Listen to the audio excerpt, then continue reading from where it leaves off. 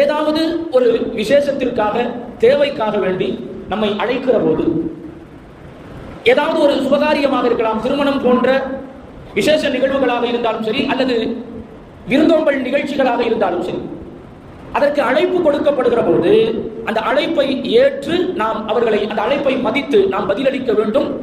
பதிலளித்து அவர்கள் அழைத்த நேரத்தில், அழைத்த நிகழ்வில் கலந்து கொள்ள வேண்டியது அவசியம் என்பதை மார்க்கம் நமக்கு வலியுறுத்துகிறது. நிகழ்ச்சிகளுக்கு அழைக்கப்பட்டால் அந்த அழைப்பிற்கு நீங்கள் பதிலளியுங்கள். ஸல்லல்லாஹு அலைஹி வஸல்லம் அவங்க சொல்றாங்க, அஜீபு ஹாதிஹி தஅவா, இந்த அழைப்புகளுக்கெல்லாம் நீங்கள் பதிலளியுங்கள். அழைத்தால் செல்லுங்கள். இதா துழைத்தும் லஹா, அந்த நிகழ்ச்சிக்காக அல்லது அந்த விருந்துக்காக வேண்டி நீங்கள் அழைக்கப்பட்டால், அழைப்பு இல்லைன்னா வேற, அழைக்கப்பட்டால் அந்த அழைப்பிற்கு நீங்கள் பதில் தாருங்கள், அந்த அழைப்பை ஏற்று நீங்கள் கலந்து கொள்ளுங்கள், செல்லுங்கள் என்றார்கள் நபி ஸல்லல்லாஹு அலைஹி வஸல்லம் அவர்கள்.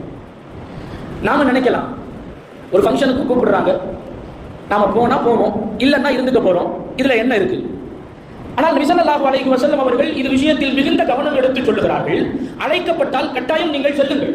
வாய்ப்பு இருக்கிற பட்சத்தில் கட்டாயமாக நீங்கள் அவசியம் செல்லுங்கள். காரணம், இது போன்ற நிகழ்வுகளுக்கான அழைப்பு என்பது உணர்வு சம்பந்தப்பட்டது.